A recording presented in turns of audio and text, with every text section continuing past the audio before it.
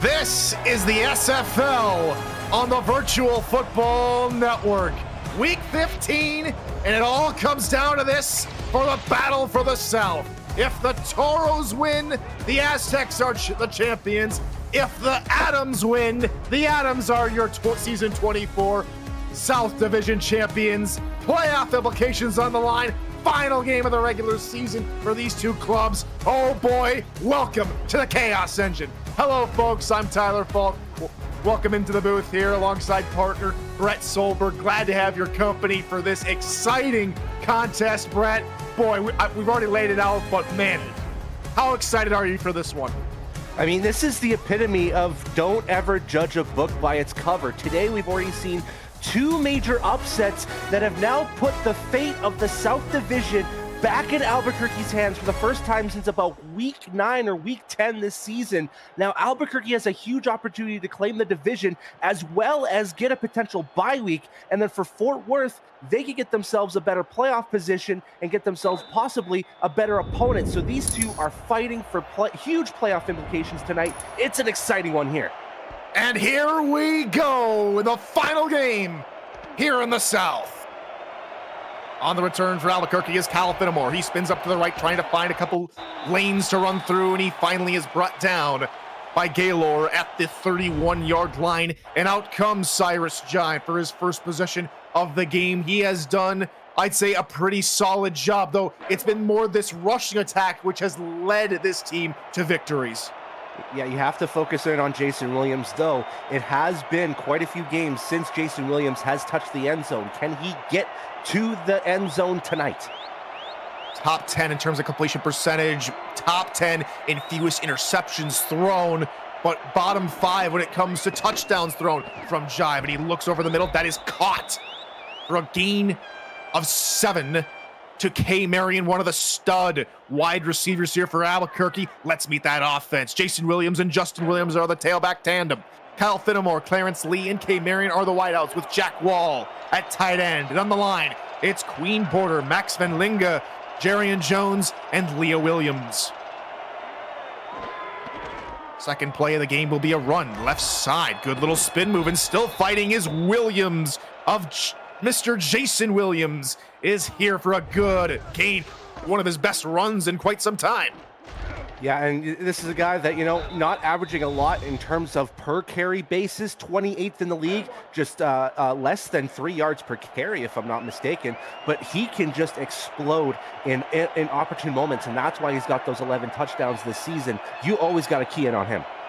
Trips near side with the tight end of the opposition, run through the middle, going for a gain of 3. That's Taylor getting the first call, and this Fort Worth Toros defense, they're going to have a hard task containing the Williams brothers today. Let's meet them. Jeff Duffy, Jerry D. Gunn, and Luther Gunn at the line move. Dexter Jackson and E.K. Vincent at linebacker. Tobias Gordon, Adam Leach, and Aiden Davis at corner. Delaney Nash, Ben Stone, and Zion Waddles are the safeties. Another handoff through the middle. It's Jason Williams, and that's another good gain, as that'll bring up third and manageable. Yeah, and Fort Worth defense, they're not known for, you know, explosive plays on the line. They're more so in the explosive plays in the secondary. Leading the league with 6 pick sixes this season. I'd be very careful throwing it deep if I'm Cyrus Jive. 3 straight runs make it 4. Run right side. Taylor gets a good downfield block, which sets him up for another Albuquerque first down. You know, in looking at this, you know, you would think that Albuquerque is a run-heavy team, but coming into this matchup, they're only 23rd in the league in running back carries with 230. They don't run that ball that much. It's just how effective they run that ball. Near side, Jive looking to throw, looking near side. That is one-handed caught for a gain of 6. Another pickup for Marion. Already her second catch. Only 2 passes from Jive tonight have gone her way. And here's the fun part, and I had to look this down here, Tyler, but out of Cyrus Jive's near 2,100 yards this season, 64% of those yards have gone to K. Marion. Heavy blitz coming in. Williams is going to go nowhere. Excellent pursuit from Delaney Nash with the tackle behind the line. Yeah, and again, going back to this, they're not a huge team in terms of getting it to the line. Only 24th in the league heading into this game with 66 TFLs, but getting Delaney Nash and getting his 5th TFL is huge. Jive rolling, now firing, looking to the 5, caught, turning, touchdown, Albuquerque! Hashtag throw it to the tight end. Jack Wall opens the scoring for Albuquerque. And if it isn't K. Marion getting those receptions, the number 2 option in this Albuquerque pass offense has been Jack Wall, and he has been so effective. And it feels like I'm a broken record by saying this, but over the course of the last couple seasons, even going back to the Canton days, he is so effective with the go routes, with the post routes, those 10, 15-yard hitches as well. He is so good with that, and he continues to shine for Albuquerque, getting the first points on the board. 33-yard TD pass for Jack Wall for his 3rd touchdown on the season, 42nd on his career. And Albuquerque are up 7-0 here on the road. And partner, Albuquerque struggles to score on the road, only averaging just over 16 points a game, off to a good start here in the first quarter. Yeah, it's been one of those things where, you know, effectiveness of De Los Muertos in the stadium is pretty good. Now they need to just keep on that engine going into Fort Worth. They can't stop with this opening score. Stockyards getting loud as their offense takes the field, led by 8th-season quarterback Eric Price in his inaugural season, taking over for the Hall of Famer Marcus Dunhill. And he himself has had a phenomenal season. 2nd in terms of overall completion percentage, one of only a couple QBs with over 60% completions. And that pitch to Bacon is good for a 5-yard gain from JZ Bacon. And let's meet the Toros offense, led by 3 tailbacks. Jet Zero, the aforementioned Bacon, and Aaron Alexander. Henry McGee, Cade Stevens, and Stephen Hacker are the wideouts, with Robert Garrett Jr., the cowboy, and James Jennings, the tight ends. And on the line, it's Duke LaRoe, Amelia Panda, Jaleel LaRoe, and Frank Burks. Offset eye now behind Price as he will hand it off, looking left side. 0 will gain more than 0, maybe a couple, after being brought down by TJ Frosty, the free safety. Now, Fort Worth is that traditional run-first offense. 5th in the league heading into this game, 386 carries amongst their running backs, but who can blame them? When you have guys like Zero and Bacon in the backfield, you got to give them the ball. 8 men in the box with this heavy look, rollout, Price. He's going to look to throw. That is nearly caught. Instead picked up after a bobble by a member of the Albuquerque secondary. Flag is down. It is going to be an ineligible receiver downfield, and so Albuquerque takes over after the interception. Man, that's crazy too, because I think Price was a little bit flustered after seeing the flag go up, because it's looking at the booth, I wasn't too sure what that penalty was going to be called on, so he maybe threw an errant pass, and that's what caused that interception. And get this, Tyler, he's been pretty good with those interceptions. Now it's just the 16th of the season. Amar Bryant Jr. with the pick, and now the offense for the Adams goes to work. They will be knocked backward a couple yards on first down. Yeah, and Fort Worth's defense needs to respond in a big way after allowing those first points. And this is a team that at home only allows 17 points per game and is kind of middle of the road when it comes to allowing yardage.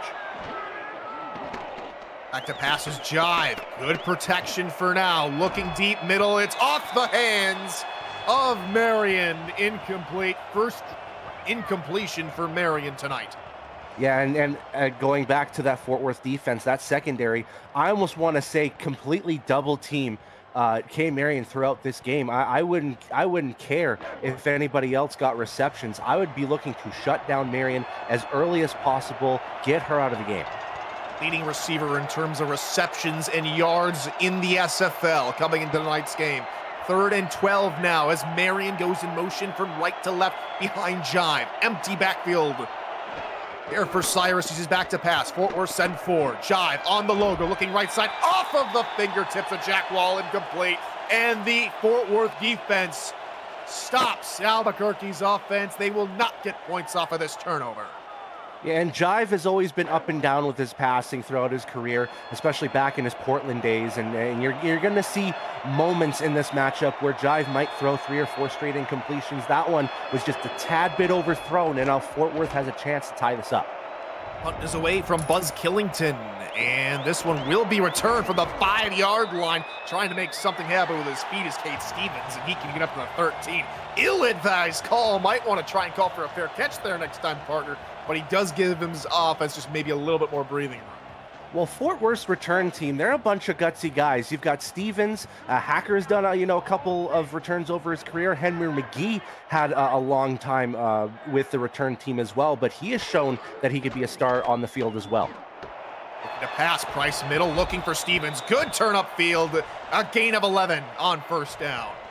Yeah, and what I like from this Fort Worth passing offense is a really much spread the wealth kind of deal. They do go with their 2 main receivers in Henry McGee and Steven Hacker, both with 800 yards this season, but they can sprinkle in a little bit of Robert Garrett Jr., a little bit of Cade Stevens. Sometimes the running backs can get involved too. A lot of tributes to Hacker around the stadium. There is notions that he is leaving the team at the end of the season and going into retirement.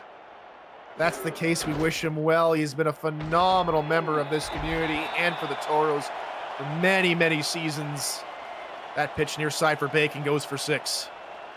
And Hacker, I've actually had the privilege of playing with him for a couple seasons in Vancouver as well. He was actually the receiver ahead of me in the depth chart when I started, along with Cade Stevens, and seeing him flourish in Fort Worth has been an honor to watch.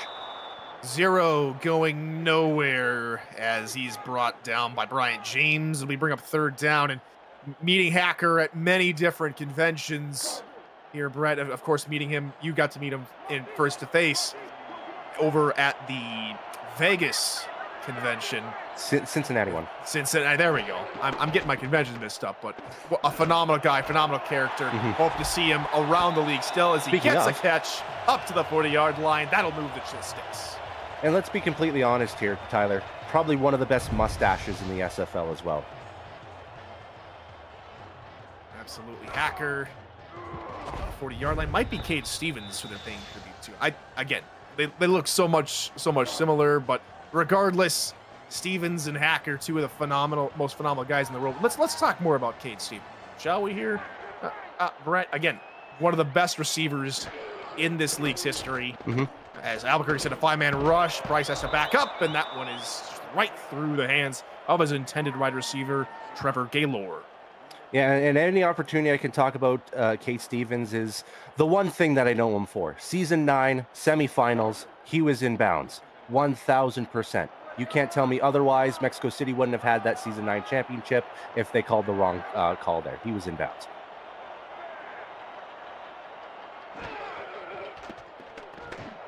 As Price looking middle, Hacker for 12 yards. Let's just pay tribute to a lot of these standouts, shall we? It's E.K. Vincent. Oh, a lot of different rumors flying around now. Yeah, that's true. For the Toros, but regardless, they're wanting to go out and play hard, regardless of who's here next season. But it's just a contribution to the caliber of this team. And yes, now we're getting confirmation. E.K. Vincent at the end during preseason announced his retirement. Now we're being refreshed as Bacon gets a good run here. 9-yard pickup here for Bacon on first down. Yeah, and going back to that offensive setup, Fort Worth has really, slowed this game down to what they like to have. They like to have this crawling kind of style, and we talk about this all season. They want to focus in on time of possession, because if you win that battle, more than likely you're going to have more points than the opponent. If you can do it at home, that means you're gonna reign supreme. So the big thing for Fort Worth is that they're just going to chew this clock up. I wouldn't be too surprised with this amount of time left in the first quarter that we see 000s before Fort Worth scores. More Fort Worth trivia for everybody. Stephen Acker says that his preferred salads are Southwest and Caesar, as Zero gets the run up to the left-hand side. And, well, it's the final game of the regular season for these two clubs. It's the primetime game here Sunday night. We've got ourselves a mega stats truck. I'm calling it mega. J.W. Hartshorn, Michaela Foraker, Still Aldmere, and Eddie Gage all in the stats truck tonight. Thank you, ladies and gents, for all your hard work so far and all throughout the season as Bacon gets blasted after a 5-yard gain. Hey, got hugely hit on that one, but the big focus got the 5 yards. You want to have those 4 to 6 yards if you can't get that first down, because second down is so much easier afterwards. Fort Worth, again, just chewing this clock up in the first quarter. Yeah, I was saying it's a little cramped in here. I hope they have AC. My digs put me in the Winnebago, and that thing's AC died at least 30 years ago. As the run here from 0 goes right side, minimal gain. Yeah, speaking about AC, it always reminds me of those long trips that I had to make across the province just to see my grandparents for Christmas. And, trying to drive in minus 35 weather, it's not nice. That's a problem. I hope you never had to go without heat in those long car rides, because that would vary. That'd be bad. I'm just gonna say that'd be very, very bad. Roll out Price, looking middle, incomplete. Looking like he found the breadbasket from Hacker, but no cigar this time. It'll bring up 4th down. And Hacker did a fantastic job securing that catch and got 1 foot down, but he couldn't grab that second before that ball was knocked loose, because that was a jarring hit as well. And now we're going to see a 46-yarder from Amelia Rose. Not the longest from Amelia Rose. This to make her 17 and 19. Nope. Off the upright. It's no good.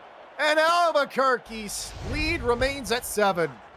Yeah, focused a little bit too much on the wind. There's not a lot of gusts happening in Fort Worth right now, but just veered a little bit too far to the right, trying to hope for the curve to come in, but it hits the outside of that right upright, and now Albuquerque has themselves a chance to break this lead open. 3rd miss of the season for Amelia Rose. An out trot Cyrus Jive. Another opportunity for them to take a 2-score lead. Hand up right side. Spinning his way down is Jason Williams for 7. Yeah, and Williams, again, going back to him, 6th all-time in rushing yards, carries, and 5th all-time in yards. This is a guy that sooner or later he's going to get himself into the Hall of Fame too. Split backfield, another handoff through the middle. And it's tough sledding down there in the trenches, able to push forward for maybe 2.5 is Taylor. And that will bring up 3rd and short. And we'll see if they go for another run here. We've seen it already earlier before where they ran the ball 4 straight times, and I think they'll be content with running this football, especially with just 1 receiver and 2 tight ends. Could be the final play of the first quarter. Handoff right side, Jason Williams. Easy pickup. 2 yards and a cloud of dust, but it don't matter. That is another Albuquerque first down to end the quarter. Yeah, and I think they're going to be okay with just heading to the first quarter with this, because they got the first score of the game. Fort Worth went down the field, didn't get any points out of it. So here we are now, 1 quarter down. Albuquerque's up on the road. Albuquerque 7, Toros 0, 3 quarters away from finding out who the South Division champ is. Welcome back to the Stockyards here in Fort Worth, Texas. Tyler Falk and Brett Solberg here in the booth. Michaela Forucker, J.W. Hartshorn, Scylla Aldmir, and Eddie Gage in the stats truck, and Cameron Irvine back in production. It's Sunday night prime time. The only SFL game going on right now here on VFN. This one to decide the South. That quick 1-yard run going up to the right-hand side for Jason Williams. Reminder, Adams win, they will be the South Division champions. If the Toros win, it will be the Mexico City Aztecs who win the South. A quick look at the stats. They're pretty even going right now. 2 mistakes from Fort Worth, a missed field goal, an interception have cost them points. And that run to the left-hand side from Jive, after seeing no one open downfield, picks up a couple. And if I'm not mistaken, if Fort Worth does get a victory, they could go as high as 9 in the standings, maybe 10 if I see that correctly, because Bossier City did win, so and they've got the head-to-head over Fort Worth. So it'd be either 10th or 11th that they'll be fighting for here tonight. Empty backfield, Jive under center, 4-man rush. He'll step up in the pocket, unload, and it is incomplete. Looking for Marion. She tried to climb the ladder, but the hit jars the ball free. Yeah, it's almost like Fort Worth was kind of listening to me, because they did have a double team on Marion, and it was just great work by Jive to step up in the pocket and try to find Marion, but it was well covered. So good job from Fort Worth. to keep things as it is right now, and now they can go back to their slow grind down the field like they did their last drive. And this time, Stevens will let this one bounce. And he's a favorite one all the way to the back of the end zone, down for a touchback. And the Toros will take over at their own 20-yard line. So the first quarter might have been all Fort Worth trivia here, Brett, but we got some Albuquerque trivia here. Brian James says his favorite candy is Skittles, and I wonder if he'll be trying to find a brown-colored Skiller flying through the air, trying to get that pigskin for a pick. Now my question to that is, what kind of Skittles? Because you've got the traditional ones, you've got the sour ones, you've got the all-berry ones. There's so many options. Ooh, that's good. Zero middle, 6 yards, taken down by the aforementioned Ryan James. Have you ever had like 2 handfuls of Skittles and just to see if you can have your jaw strength just strengthen, or was that just me growing up? See, I never really thought about that. To me, it was the jawbreakers. The jawbreakers would always get me. How much could I get that? And I would always like give up about halfway through on those things. But I don't know. Basie Bacon, though, 1 year. The one thing I will say, I love me some bacon. So I don't care how much you get. If you even cook up an entire pack, I'll eat that entire thing. Bacon wrapped in anything, it just makes it so much better. So here the stat trick says those fruit ones are killer on your jaws. Price looks for a pass, and it's jarred free again. These defenses giving no quarter. That one's jarred free by Daniel Valentine. Now we're starting to see these defenses really clamp down. We've seen, the Albuquerque drive. It was about 3 minutes long. We've seen Fort Worth try, move down the field for 4 minutes. But both of these defenses now starting to figure out what they like to do offensively, and they're shutting down a lot of options. And the punt is away from Killington, and here comes the return for a few more yards. Kyle Finnemore up to the 44-yard line. And they'll bring up their second drive of the quarter, and these defenses playing, as we've been talking about all night, very, very stout football. They know what's at stake here in this South Division. This entire day has been all about the South here, Brett. And so far, each and every one of these games is playing like the entire division has all season long. And in the cases for those last 2 games, I feel like the 2 teams in the South, Houston and Mexico City, they were playing for efficiency. They weren't playing for points. So if Albuquerque can play for points, I think they can get this game in, and then they can win the division tonight. Blitz coming. Jive hit as he threw, looking over the middle, intended for Clarence Lee. I'll bring up second down. Yeah, and right now Fort Worth has to decide what they do defensively, because Albuquerque has kind of thrown a little bit of this and a little bit of that at them, and Fort Worth has guessed right every time. I wouldn't be too shocked that this could be a pass play here on second down just to make Fort Worth second guess. Be in motion from the right side of the line to the left. Drive, quick hitter, middle, one-handed snag for a gain of 9. That quick little slant from Marion does wonders. First catch for Marion in a couple of passes, Herder, in 3 passes. Yeah, and it ups the target percentage to 50%, which is going to be good. Marion's going to be covered throughout this whole game, so seeing her get the short routes might be beneficial for Albuquerque moving forward. Albuquerque 3 of 5 on third downs, and nothing doing. Actually going to go back a yard. Heck of a stop there from the linebacker, Dexter Jackson. And Albuquerque will be forced to punt again. And Dexter Jackson has been the guy for the run stop for Fort Worth this season. That's his 21st TFL this season. He continues to be a menace to the running backs. Punt is away. And Stevens again will let the ball trickle back into the end zone and down for a touchback. So over to answer Mark Lopez's question. If Albuquerque wins, they get the South, but they also will get a first round bye. They will become the number 3 seed. If Albuquerque lose tonight, the worst seed they could get would be a 7th seed, or they would get the 6th seed depending on how the Minnesota-Sin City game concludes tomorrow.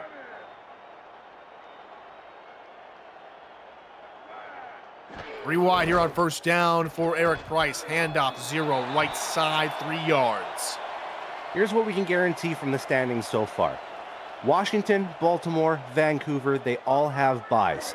This game is going to be paramount as to whether or not Albuquerque gets a home wildcard game or a first-round bye. And Albuquerque, you definitely have to think they're gunning for the bye. Heavy blitz coming. Bacon out of one, trying to drag a DB with them. Frosty was all over him. He does well enough to get a couple.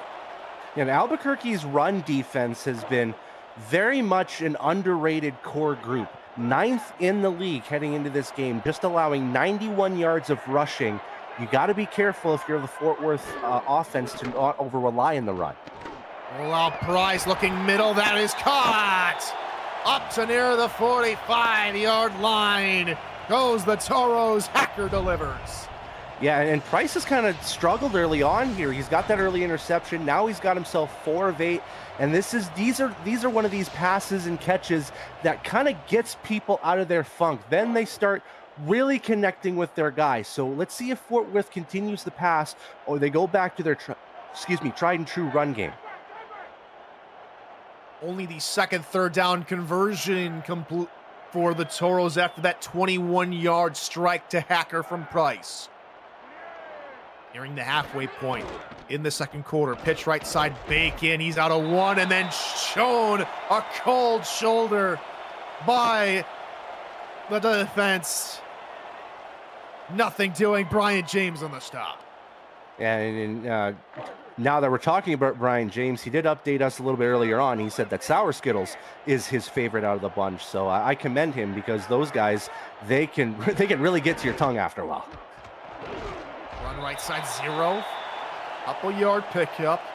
This run game helped them set up a few more manageable opportunities. And they've already converted on third down once this drive. Can they make it 2 for 2? Yeah, the only thing I'm worried about now with Fort Worth is that they're starting to become predictable with the tendencies that they're running. It's been run, run, pass, run, run, pass, run, run, pass. And you don't want to have third down and pass every time. Rollout, Price near side, looking across his body, fits it into Cade Stevens to the 28-yard line. Another brilliant pass from Price. You know what's crazy? I'm looking at these stats, and I'm almost kind of shocked that heading into this game, Cade Stevens only has 207 yards of receiving, and right now he has been very effective moving the football. 2 receptions on 2 targets, 32 yards unofficially right now. This is what Fort Worth needs to keep moving forward. I think they need to pass the ball a little bit more now that Albuquerque's starting to shut down the run game. A 19-yard pickup and a brand new set of downs. Price just dumps it off over the middle, turning upfield and getting out of a tackle and still looking for more room is Henry McGee for 8 yards. And, McGee over the first couple seasons, he wasn't, a huge factor in the Fort Worth offense, but this season has been his breakout season. He's doubled his career totals just this season by getting over 800 yards, and I still consider him one of the most dangerous receivers in the league with one of the fastest feet in the league. He's had the 3rd longest reception in the season with a 79-yard strike. And that run right side, they will give it to Bacon. A first down pickup of 2 yards. Yeah, that was just some hard running from Jay-Z just to move forward. Maybe a little bit of a favorable call if I'm from Albuquerque's, thought process. But, Fort Worth will take anything at this point. And now in the red zone, they cannot stall here. First time the Toros have been this far down the field here tonight. Stevens, the man in motion to the right-hand side. 3:15 and counting here in the second quarter. Price looking deep. It is off the hands of the Cowboy. Nearly had a spectacular catch. Almost mirror imaging the one from the Albuquerque tight end earlier in the game. Looking to sling it to the ultimate gunslinger, tight end in the SFL, Robert Garrett Jr., but it's just out of his outstretched hands. A good look. I don't blame Price for looking that way at all. Rewind again. Here for Price. Offset single back. Rolling in that direction. Price again looking end zone into quadruple coverage. He's counting his lucky stars that wasn't picked by William Patterson. Yeah, it took the words right out of my mouth. 4 defenders in that area against 1 Fort Worth receiver. That's a dangerous throw from Eric Price. You cannot afford to make throws like that. Down 7-0, almost over halfway through the second. Both teams now at 50% complete on third down, both 3 of 6. Heavy near side, 4-man rush, Price, end zone, caught! Touchdown, Stephen Hacker! How did Price find that window? It don't matter! We're an extra point from a tie ball game! It's like putting a pebble through a bead. That was just amazing work from Eric Price to sling that and get it in between 2 defenders. Amar Bryant Jr. and TJ Frosty did everything right on that play. Stayed close on coverage with Frosty coming in with secondary help on that throw, but it connected right down the middle, only where Stephen Hacker could get to that. Price is right. Hacker gets the score. We are an extra point away from a tie. And this one will be up and true from Amelia Rose, who missed from early in the game. 11 plays, close to 4 minutes taken off of the clock, and the Toros are on the board, and we are at level pecking once again. Rooms are going fast for the 2025 SFL convention, kicking off the league's 25th anniversary season, July 10th to the 13th. If you want to go, you need to book your stay now, as Clarence Lee gets the return up to the 31-yard line. Join SFL Nation at the rooftop pool of our host hotel, the Hyatt Regency. You can reserve your room now at the special group rate at simfl.net.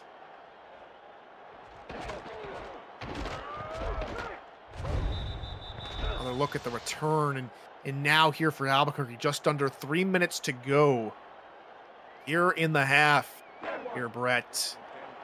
They've been pretty well stopped here by the Toros defense after that touchdown drive. What do you think has to change from an offensive game planning perspective? Yeah, I think it's more so looking at other targets other than Marion. They've already thrown to Marion, was it 7 times in this first half so far? I would almost look the other way. Look for Clarence Lee, even Kyle Finnemore. He's been untargeted today. That pass over the middle, looking for Marion, and she will be unable to complete the catch.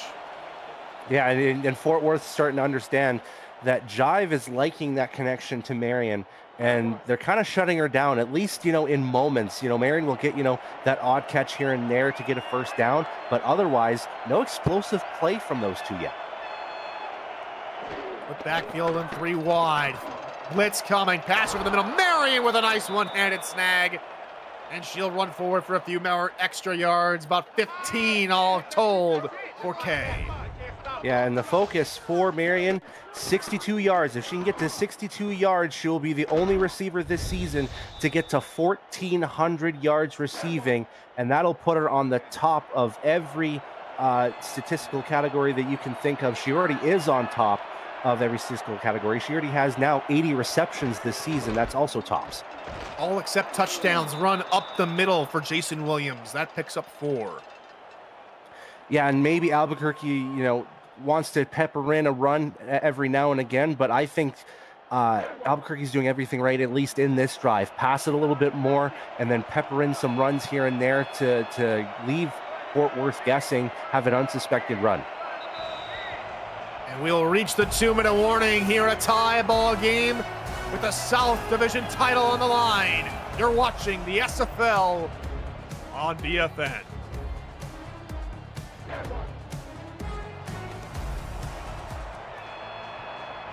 Two to play here in the first half between the Albuquerque Adams and the Fort Worth Toros.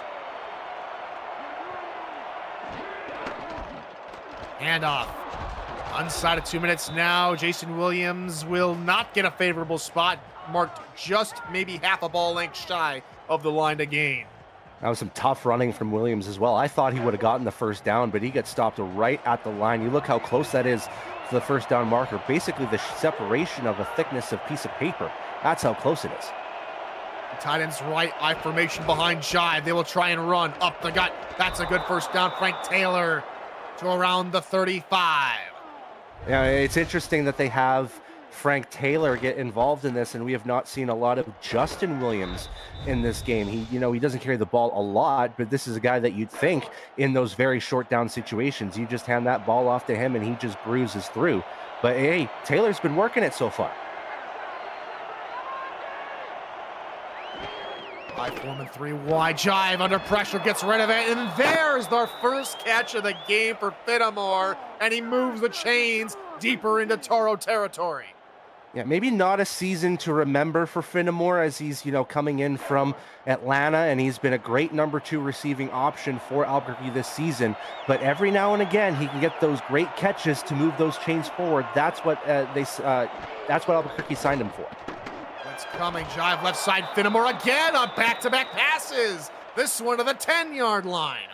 Yeah, and that one was just too much separation from the Fort Worth secondary, and it just seemed like an obvious pass attempt to Finnemore as well, because if you leave him that wide open, he's going to secure that catch no problem.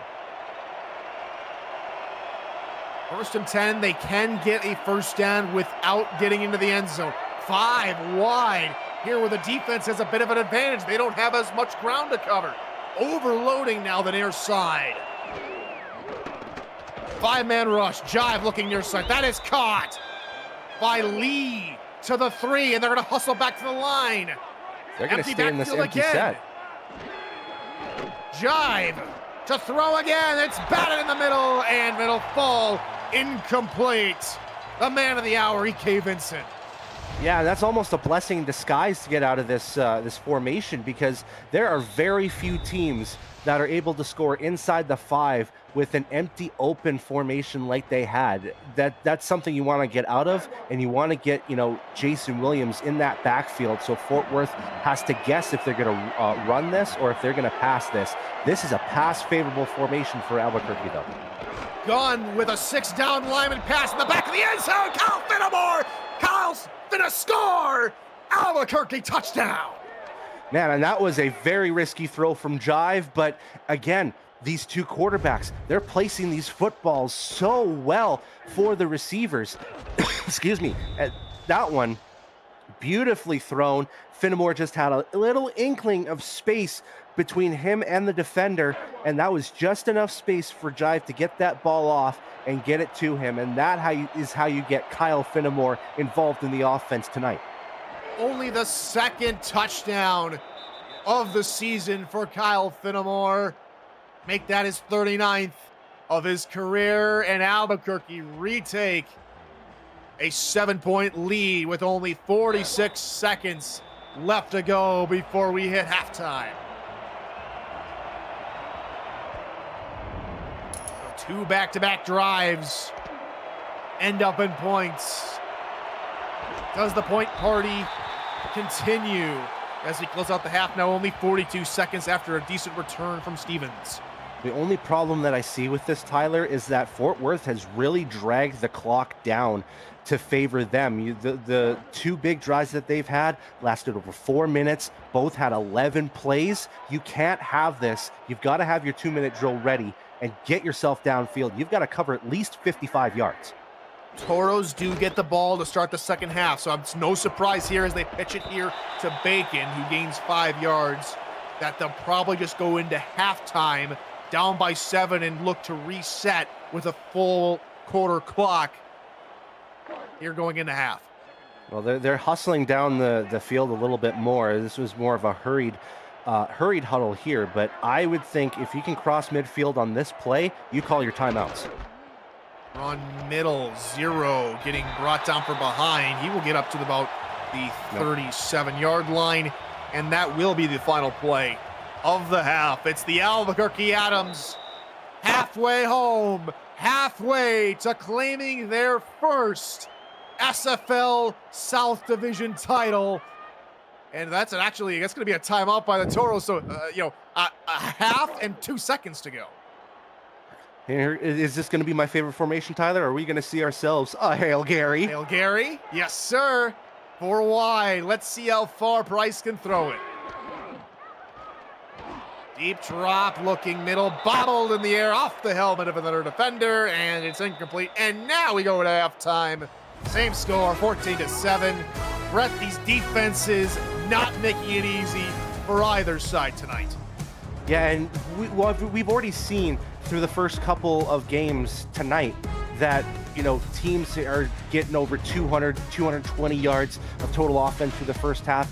That hasn't been the case here in this first half. Both teams are under 175 yards of total offense between these two teams, and there has been a lot of standout performances defensively, but the difference being is that Fort Worth is slowly walking down the field, whereas Albuquerque has been striking with distance, and that's why we see that 7-point separation right now. That last drive that they had was great work to quickly move down the field. Only 2 minutes and 16 seconds to get themselves that score, whereas Fort Worth almost had to spend 8 minutes on 2 drives only to get 7 points. So Fort Worth needs to quicken the pace if they want to keep up with Albuquerque. And so we'll take a quick break, presented by Brakes GPT. We'll see you for the second half. We just pulled a full-size Taylor Swift helmet. Shout out to all our Swifties. Travis Kelce. This is a Giants Lawrence Taylor. Patrick Mahomes. Chad Johnson with the Ocho Cinco. We have a Drew Brees. Is that an O.J. Simpson jersey? An Aaron Rodgers. Oh my goodness. Tom Brady! Tom Brady! Break into the world of sports memorabilia collecting with Brakes GPT, featuring signed football jerseys, helmets, photos, and more. Brakes GPT offers you the shot at winning autographed and authenticated sports memorabilia at a fraction of the price. Join the community of collectors on our Brakes GPT Facebook page and lock in your shot at hitting a humongous headliner on our site, brakesgpt.com, as the return man gets a little bit turned around on the return. Nothing Ben Stone could do about that. He will be stopped up at the 24-yard line. As we welcome back to the stockyards here in Fort Worth, Texas, Tyler Falk and Brett Solberg on the call. It's a full house in the stats truck of JW Hartshorn, Michaela Foraker, Scylla Aldmere, and Eddie Gage. And of course, the SFL Commissioner Cameron Irvine is producing. And first play from scrimmage for the second quarter is to Jet Zero, a little stretch run left side, which gets bottled up in the backfield. That was an amazing poker reference that you made with the full house, since we have 3 gentlemen and 2 ladies in the booth along with us. That's amazing. I'm not sure if that was intentional or not. We'll run and say it was intentional. Empty back, There's something we see more of out of Albuquerque than Fort Worth, but that is caught. Turning upfield, breaking a couple tackles. Broken tackle! He's loose! McGee down the sideline! All the way to the barn! Touchdown, Toros! What a play from Henry McGee! Tyler, I was telling you this in the beginning of the second quarter. Henry McGee has the most dangerous feet in the SFL, and it took 3 broken tackles for him to get loose, and then he breezed on through. Nobody's going to reach him with the fastest feet in the league. That's why Fort Worth drafted him 3 seasons ago, to have those feet and those hands to get that football. That is how you quicken up the pace for yourselves. That is how you tie the football game again. He had a 79-yard reception earlier this season. That one goes for 77, and the Toros have tied up this game on just 2 plays here in the quarter, 14-14. This is what the South Division is in the SFL. Gotta bring that Tex-Mex in there, Mr. Falk. This is what the division is all about. There is no such thing as Southern hospitality, just Southern smackdown between these talented teams in the SFL. Fenimore takes a knee back in his own end zone. We'll see what the Adams can cook up to try and respond. And now Albuquerque has to do almost a reverse of what they did. They need to calm down this raucous atmosphere at the stockyards. They just saw one of the fastest receivers on their team get a 75-yard scamper. They need to slow things down. They need to quiet down this field in Fort Worth. Jive's going to try and throw. Pressure from off the edge. He tries to get going, and he gets back to the line of scrimmage. And no further. Dexter Jackson on the stop. Man, and that was very close for being a 1-yard sack as well. But hey, you've got 2 of the deadliest linebackers in the league, E.K. Vincent and Dexter Jackson, waiting for you, almost spying on you every play. That you got to be weary of them. Heavy blitz coming. Jive trying to escape it, and does for maybe just a yard. Jerry DeGond with the tackle. Man, and that was great pursuit from that Fort Worth defense as well, because That was 6 on the pursuit. Both linebackers involved. They got Jerry D gone heavily open, and then Jive just had to use his speed, just get back to the line and gain a yard.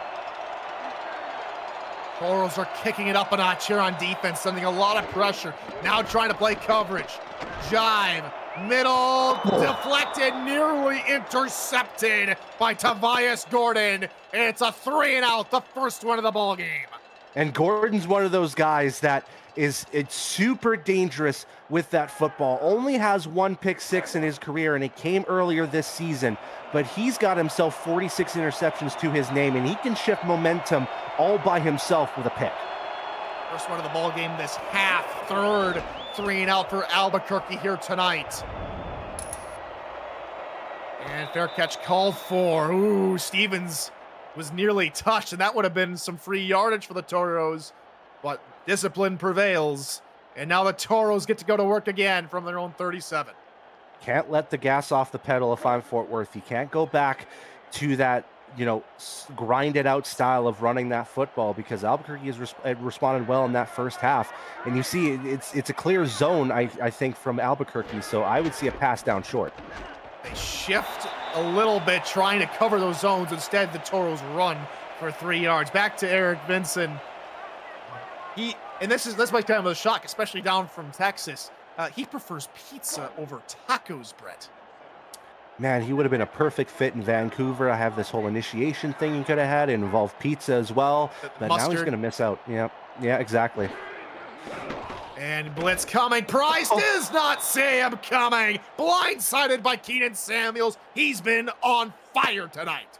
Yeah, first sack of the game for this Albuquerque defense, but none more important than right now. And like you said, Samuels has been great with the run support, and now he finally gets himself, a shine in the pass coverage and gets right to Price and forces a 3rd and long now coming up for the Toro offense. Spread look here from Fort Worth. 2 receivers now on either side of Eric Price. He's back to pass. Rolling, firing left side, double cover picked! Second pick of the ball game for Albuquerque's defense. TJ Frosty holds this one in. Man, that's a huge interception as well, because Tavius Gordon couldn't get one for Fort Worth earlier, and now Albuquerque responds by getting TJ Frosty his 4th interception this season. Albuquerque's been a little bit sneaky with the INT game. They're top 10 in the league in getting those interceptions. So now Albuquerque's defense, 2 picks to the game. Could that be the momentum swing to get Albuquerque to retake the lead?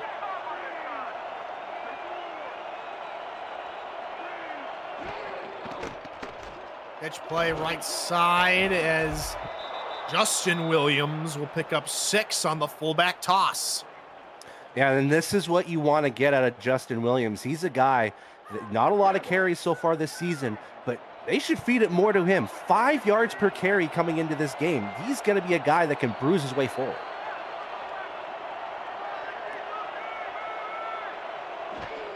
Tight ends left handoff middle, and there's another first down. Jason Williams gets a first down and then pays for with a hefty hit from Gordon. Yeah, and we should see this more often now from the Albuquerque offense now that both Williams are cooking. You got a 6-yard run from Justin, and now you got yourself about a 7 or 8 yard run from Jason. That's what you want to get. I wouldn't be too surprised if this goes Taylor's way. He's in the backfield right now.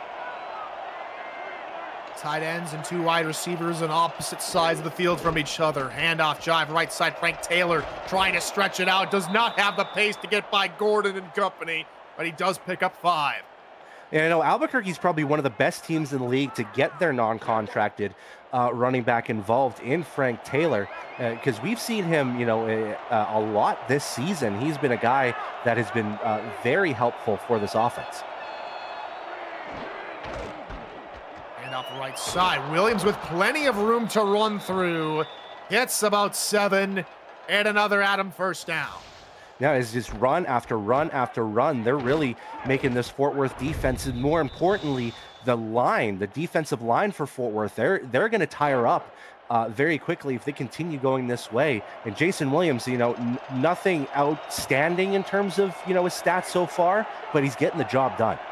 They're trying to take your advice from a drive ago here, Brett. They're slowing it down a little bit, getting their feet back under him. Now is a pass, and it's picked! Back the other way, Blake Pride! Inside the 40 and dropped down on his 44-yard line. Ben Stone, check that, with the pick, and the defense responds. You know, the chat was saying earlier that TJ Frosty is a cold, cold man. I would say Ben Stone is stone cold for getting that absolutely beautiful interception. He didn't really have much in terms of trying to move laterally, but he just stayed with the ball, had his outstretched arms, and he was ready to go with that interception. Fort Worth has the momentum back on their side, and the Stockyard again is up to their feet.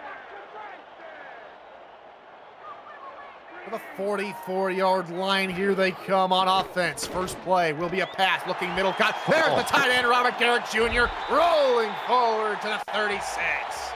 And Jack Napier has just, you know, hitting himself on the head, thinking he could have gotten that interception. But man, Robert Garrett Jr., you talk about big tight ends in this league. He's not, you know, the tallest out there, but he is a sizable man to cover. And it doesn't take just hands to try to stop that pass. You've got to take him body to body and try to shut down the Cowboy. Well, officially mark him back at the 38, where that roll initially started. Go with an empty backfield. Times James Jennings is the tight end on the line. 5-man rush from the Adams. Price looking near side off of the fingertips of McGee. He got the 77-yarder and had to work hard to get that one. That one, a more easier catch, I would have to say.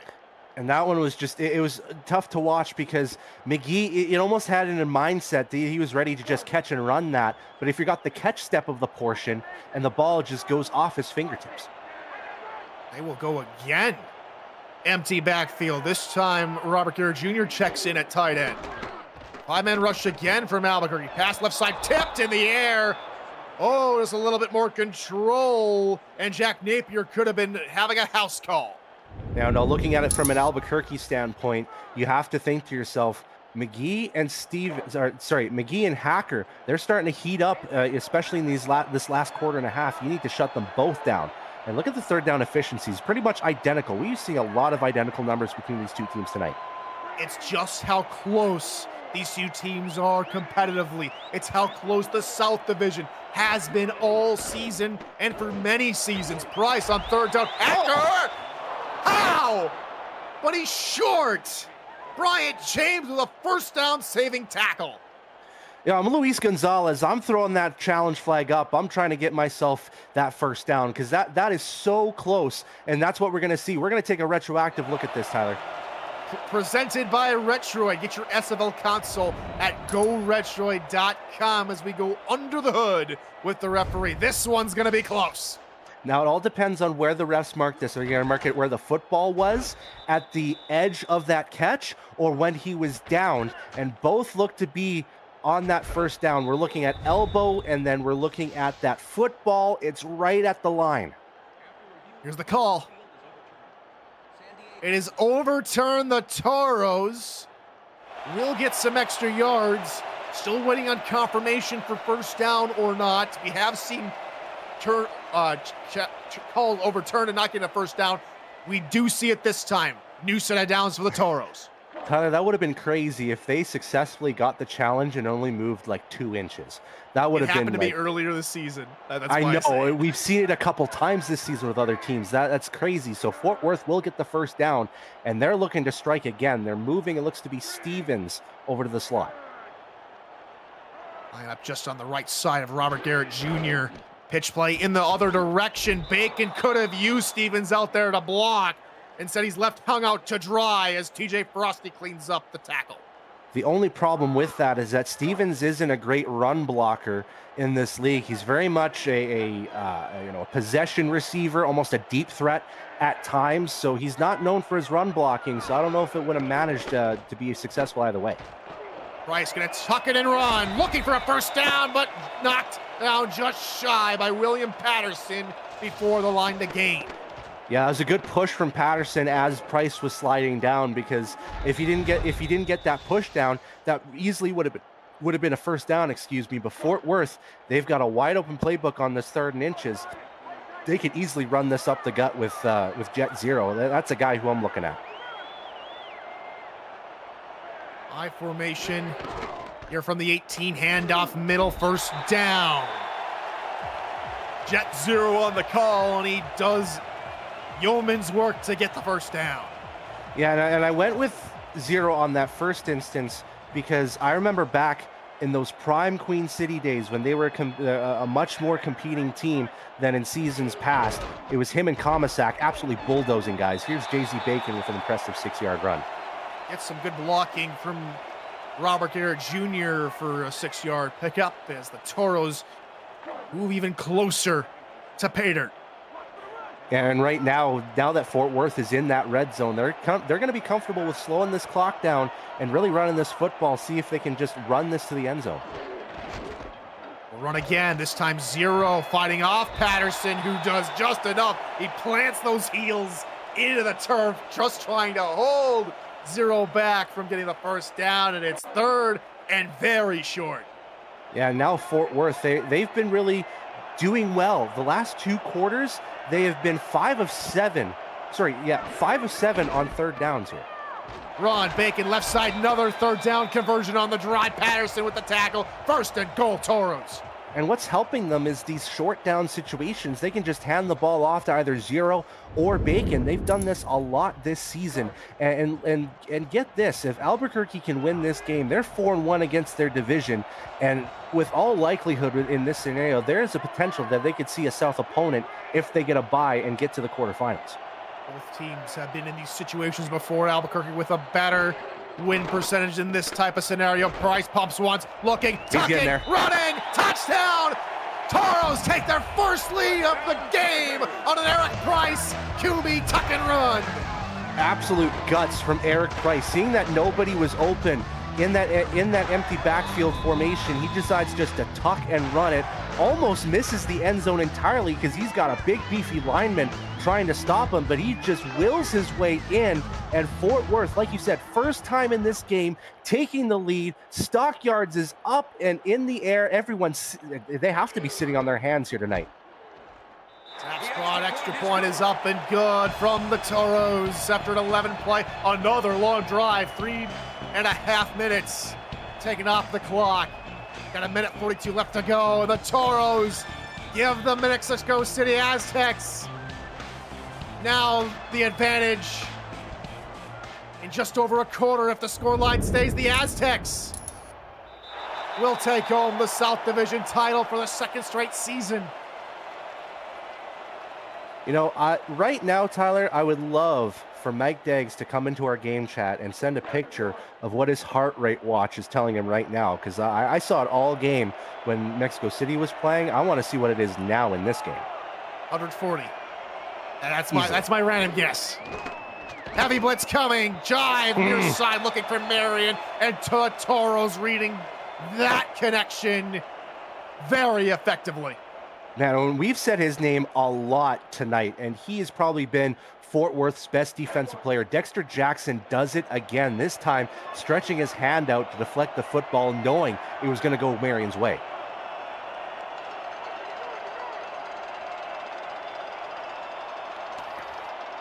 Tight end in motion to the near side in the direction of the 2 wide receivers. Another blitz coming past middle. Marion this time able to hold that one in after being brought down for a gain of 6. Yeah, and it looks to me, Tyler, that the deep route is just absolutely being covered for Marion, so they have to go short with her just to get her receptions in, but they haven't been going for first downs probably since the 2nd quarter. So Fort Worth has done an amazing job at shutting down Marion, at least in the deep game. Live update from Mike Daggs. He's doing okay right now. 72 beats per minute. It's not coming down to the nitty-gritty just yet. Toros at 124. Jive, middle, caught! Whoa! Lowers the shoulder to the 46. You know, that's what's made him famous, those goal routes that it just left him wide open, and he's a big body. He's 6'7". You've got to find those big targets and just tell him, hey, You run straight, we will find you the ball. Almost like a Brady to Gronkowski connection in that way. Under a minute to go here in the third quarter. Jive will go under center, going to look to pass, looking middle. Marion on those quick little slants. Picks up another gain of 3. And again, short routes, that might be the only way to get Marion involved. I'm surprised that Jive hasn't looked Finnemore's way this drive or this quarter so far. He was on a tear on that 2-minute drive where he eventually got a touchdown after 3 completions in his direction. Jason Williams to the right side gets caught up with one of his blockers, but he will pick up the first down as the clock winds all the way down to triple zeros. Here in the third quarter, we will go to the fourth. Toros up by 7. Who takes home the South Division in season 24? This is the SFL on the Virtual Football Network. One more quarter to go in regulation. Sunday night prime time here in the SFL on VFN. I'm Tyler Falk. He's Brett Solberg. Stats crew has been phenomenal tonight. Eddie Gage, Michaela Foraker, JW Hartzone, and Syl Aldmir. And our commissioner, Cameron Irvine, is back in studio on production. Welcome to the Stockyards. The Chaos Engine in full swing as Marion, quick slant, 8-yard pickup. And that might be something that Albuquerque just needs to do if they're going to get Marion involved. Get those short yardages, make it a more favorable second down, trust in the run game, trust in those, maybe just rely on those short routes even more often, get Jack Wall involved. There's plenty of options now. High formation looking for an easy pickup from Williams. Williams hit hard a couple of times, but he jumps back to his feet after picking up the first down. Yeah, and that one is just, we've talked, a lot of praise from E.K. Vincent. That might have been his fault for pushing Williams past the first down marker, because I think if he got hit by the initial tackler, it would have been 3rd and inches. Whoa. The tight end was playing slot receiver right, now goes slot receiver left. 4-man rush run from Frank Taylor. Good little burst of speed up to the 30-yard line. Yeah, a great job opening that gap from the offensive line to get a couple of extra yards for Taylor. And again, Albuquerque's just looking for those second and favorable positions. 2nd and 6, not too bad. High formation jive, hands off to Jason Williams. He is stood up by Ben Stone after a short pickup. And that'll bring up 3rd and 3. And Albuquerque, we've talked about the efficiencies of Fort Worth being pretty good. For Albuquerque, in the meantime, 2 of their last 5. Jive gonna look to pass, looking middle, Wall caught and haul it in. The Toros defense clutches up. And now it's decision time here for Albuquerque with the division on the line. A small collection of Toro defenders in the area, and it looked to be Ben Stone who got that hit that jarred the ball loose from Wall, and Albuquerque is going to decide to use Rob Ems's leg to make this a 4-point game. Chop into this lead. Snap spot kick is up. Ems is true. And the Albuquerque Adams make it a 21-17 point game here in the Stockyards as M's perfect season continues. You're watching the Simulation Football League here on the Virtual Football Network. This week on VFN will feature the conclusion of season 24's regular season tomorrow on Monday night. Then the UFL starts week 6 on Wednesday and Friday. And then the weekend will see the SFL playoffs kick off with Wild Card Weekend. It's all here on the Virtual Football Network.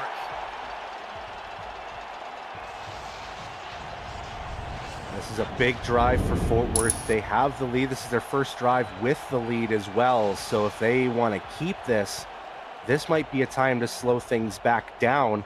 Trust in the run game. We've seen it before with Fort Worth offenses, and the Fort Worth offense has cruised almost 300 yards of offense. We have yet to see the Toros operate with a lead here tonight. This will be a good test for them as they try and contain Albuquerque's offense to their sideline. We know that they can milk the clock as Zero hurdles a man, trying to fight off an offender and does successfully fend off Bryant James for, they're going to say 9.5 yards. Looked like he was well past the sticks to me. I don't know, they might be marking it from like the edge of his heels. That's a very unfavorable, but that almost feels like they gave Albuquerque an extra yard. 7:42, second down, handoff. Bacon easily picks up the first down before he's pummeled by Napier. Yeah, and again, we're probably going to see Fort Worth just, move this ball slowly, continue to just drive this clock down, even with a 4-point lead. They want to secure themselves this victory because it's going to get them possibly a more favorable opponent heading into the first round. Empty backfield. They want to try and throw again. Price, middle, Garber Garrett Jr. to the 43 of Albuquerque. The one thing that I talked about last season that I thought Fort Worth wasn't doing enough was feeding the ball to the Cowboy. And this season, they've turned that around significantly and gotten him involved in a much larger way. He's had a very heavy dose of looks here tonight, and he might be one of the reasons why Fort Worth is able to move this ball down the field and get more points. One more bit of trivia from Albuquerque. From Swole, he'd rather be a ninja than a pirate as Bacon gets 3 yards in a cloud of dust. So it's interesting. I'd rather be a pirate myself, but that's probably me growing up watching all those Pirates of the Caribbean movies. So that might be more of a more biased decision myself. What would you be, Tyler? Drink up, me hot as yo ho. If that gives you an answer there, and I tick off another cliche bingo card for Mark Lopez, who asks if I sing each week, and well, now it's become part of the broadcast. Pitch right side goes backwards. William Patterson for a 1-yard loss. Yeah, now this is a big test for Fort Worth's offense. 3rd and 8. They've had a lot of third and very short situations, which is why their third down efficiencies have, skyrocketed up. Now you've got a deeper scenario, and they're going to go trips bunch. They're going to roll in the opposite direction. Price across his body. Overshoots everybody. And the Albuquerque defense on 3rd down says, no, sir. They will get the ball back. Damon Simeon intently watching this game as well because his Houston Headhunters, their playoff positioning all depends in this game as well. And he wouldn't be surprised if this comes down to the last play of the game. And I wouldn't be too shocked myself. So out to punt comes Amelia Rose. One of the very rare times we've seen her tonight. And it's going to be a brilliant pass, an excellent bounce, out of bounds near the 12-yard line from Rose. And Albuquerque backed up deep in their own area. Yeah, and Fort Worth just has to trust in that pass defense. They've got to trust on, people like Ben Stone, who got the interception earlier. Former MVP, Delaney Nash, Tavius Gordon almost got one. Adam Leach and Aiden Davis, they've both been quiet tonight. Safety blitz coming. Marion holds it in with one hand. She picks up 10 yards. Another Albuquerque first down. I'm calling it now. She's made so many of those tonight, but that one will be our nice hands catch of the game, brought to you by Retroid. Put a Retroid handheld in your hands and play the only video game with your player in it, SFL 4K23. That's the art of the short route. When the blitz is coming, that's why it's so easy to get those short route passes completed.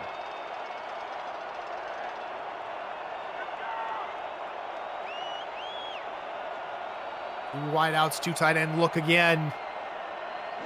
Here for the Adams. Jive going to look to pass, 6-man rush pass. Middle nearly picked off. Tobias Gordon could have had his second. And that one was wildly overthrown from Jive. I know Jack Wall's a big guy, but he's not 7 feet tall, and you can't teach him that height. That's something you've just got to lower that arc a little bit. Get it to his hands. Going to have his first. Ben Stone with the only interception as of now for the Toros. 2nd and 10. Toros back off a bit, and Marion tries to do it again, and she's hurt, hit hard by E.K. Vincent, and now they're really going to have to target someone other than Kay. That is turning the tide completely. because Marin is the top receiver in this league, and she has shown throughout this, and she is limping on her way to the sidelines. I don't think we're going to see her the rest of this game here, Tyler. So like you said, I think it's time for, other receivers to get involved. This is Finnemore's time to shine, personally. And unofficially right now, she will end the regular season with 1,400 receiving yards. The only receiver to do that this season. Pass middle. Finnemore! Johnny on the spot says when one goes down, we all recover. Another first down for the Adams. Eddie Gage loves the saying, next man up, and Finnemore has to be that next guy up for the next 4 minutes and 50 seconds. He's got to be the guy to carry the brunt of K. Marion's targets. And now it's all going to be on him, and I would like to see Clarence Lee get involved too. He's lined up slot at the moment, right side. Jive with time. Hallie Brescher coming. Pass underneath. Oh my goodness. Adam Leach nearly had that one too. You can't throw that football in the vicinity of Adam Leach. He has done over so many seasons, so many key interceptions for this Fort Worth franchise. Jive has got to clean this up. Leach with 46 interceptions in his career. Vincent could have had another himself. Jive, oh my goodness, he's a gambling man. Man, and you can't gamble in Fort Worth because the house always wins, at least in Fort Worth casinos, as far as I know. So Jive, you got to clean that up again. Empty backfield. Jive looks to throw, looking left-hand side. It is incomplete. Looking for Finnemore. 4th and 10. Albuquerque gonna bring out the punting unit. Yeah, and I think they need to. 4.5 left to go. They got to trust in their defense to make one more stop, and it's got to be a 3 and out, because if Fort Worth has their way, they can just stretch, 10, 15 yards in 2 minutes and just get to the 2-minute warning. Punt is away from Killington. And here comes the return from Stevens out of one tackle, but cannot escape the second one at the 26-yard line. And I think this game here, Brett, has been the antithesis of this entire season for the SFL. And so we want more people to know that the SFL is out there for all people that need the SFL, that need football. We want to help them get it. And you can help us do that by smashing that like button and subscribing to the channel. Thanks for your support of the Virtual Football Network. And off middle, going for 5, and then stopped immediately. Rare carry, first carry of the ball game for Aaron Alexander. And it's good to get the fullback involved, and Alexander hasn't had a lot of carries this season, or in his career, mind you. He's been more so the blocking fullback for Fort Worth, so it's good to get him a carry. It's good to get 5 yards too. Heavy eye, they might just try and run this one out. Another run, Bacon, right side shifty move, but jukes right into Bryant James, 3rd and 2. Yeah, we've seen this a lot in this second half here, Tyler. 3rd and short situations, and Fort Worth converts. So if Albuquerque wants to stop this trend, they need to be ready, because they've got Jet Zero in the backfield. He's going to bruise his way forward. You've got to get those linebackers involved. 8 men in the box, in the corner, shift to the inside, expecting her up the middle. Indeed, here they come. Zero, looking for something. Brian James denies him. 3 and out for the Toros. Yeah, and Albuquerque guessed right. They knew it was going to go to Jet Zero on this 3rd and short. Fort Worth has been wanting to run that clock down, and what way do they do it? With the run. So they brought the house, like you said, 8 in the box. Bryant James, probably the last-ditch effort before the first down, too. Huge stop for the Adams defense.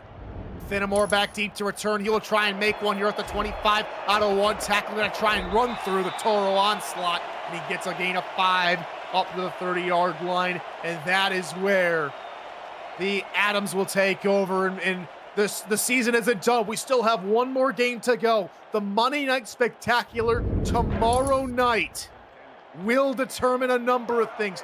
Right now, as it stands, with the Toros win, we could still see the Florida Storm make the playoffs with a Minnesota win. If Sin City wins, Florida is out and Sin City is in. But that all depends on whether or not Fort Worth win. Albuquerque has the football with 2 minutes, 42 seconds and counting to go in regulation. Yeah, and I have to think this will be a pass here on 2nd and 9. They didn't get what they want on the first down run. Finnemore from right to left. Marion back in the game, and she hauls it in for a gain of 7. Woo. Looks like that hobble was, a little bit of a misdirection, because that usually marks that, she's going to be questionable, but she's back in this game, and do they ever need her? She knows what's at stake. These players knows what's at stake. Finnemore in motion. They're not going to get the playoff in time. We will go to the 2-minute warning. South Division on the line. Albuquerque down by 4. This is SFL football on VFN.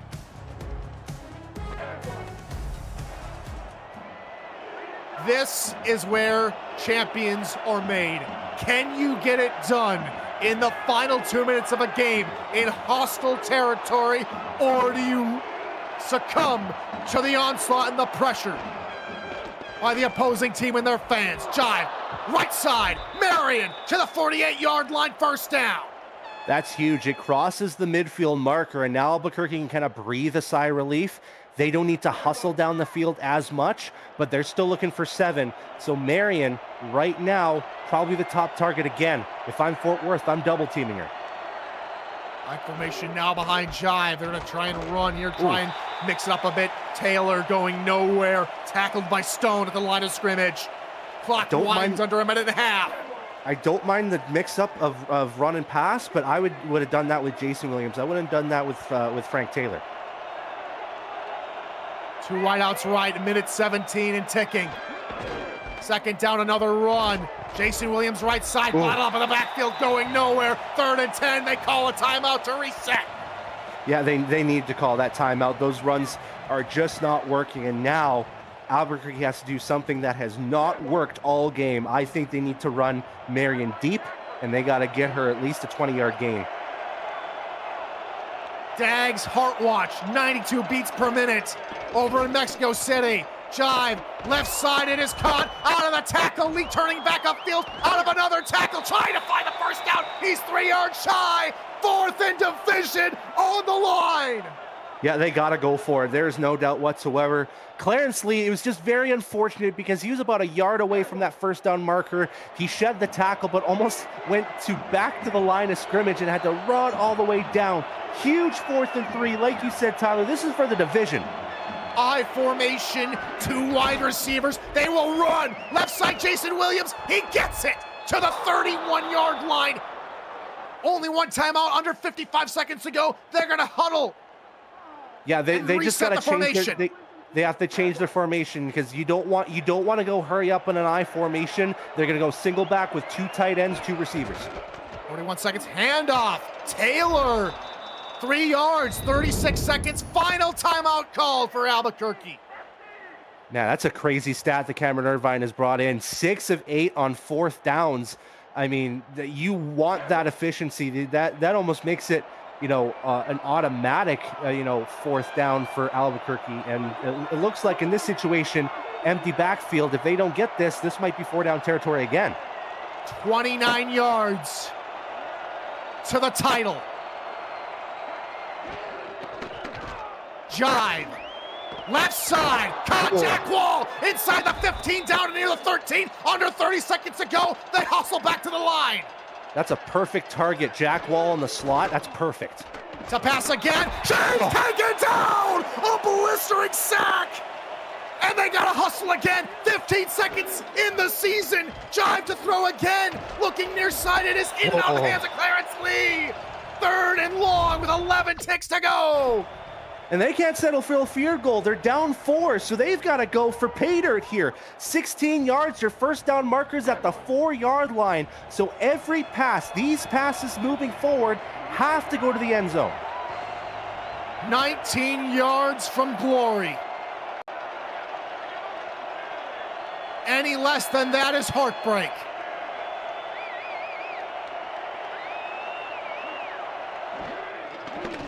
Jive. Throwing near side. Picked off! Toros taking over! An exclamation point in the home finale for the Toros! Albuquerque stumbles, and the Aztecs of Mexico City will be your South Division champions in season 24! Absolute heartbreak. Overthrows the receiver. We saw this a lot in the third quarter. We saw this in moments in the fourth quarter, and it comes to bite Cyrus Jive one last time, and Fort Worth is going to sneak away from this with a victory.